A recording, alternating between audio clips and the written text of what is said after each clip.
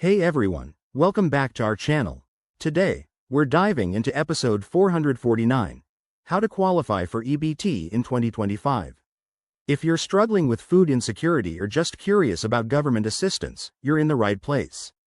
EBT, or Electronic Benefits Transfer, is essentially a card that provides access to nutrition assistance programs like SNAP, Supplemental Nutrition Assistance Program, in the US.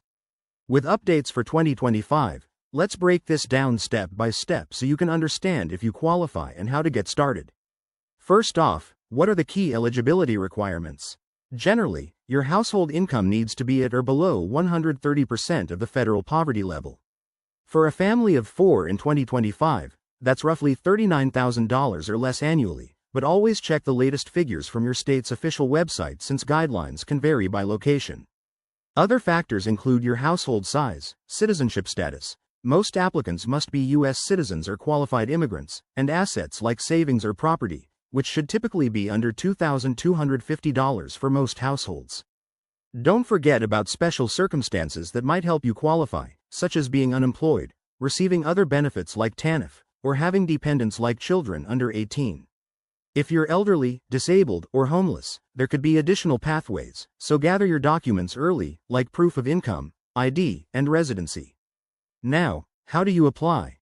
Head to your state's Department of Human Services website or visit a local office. You'll fill out an application online or in person, providing details about your finances and household.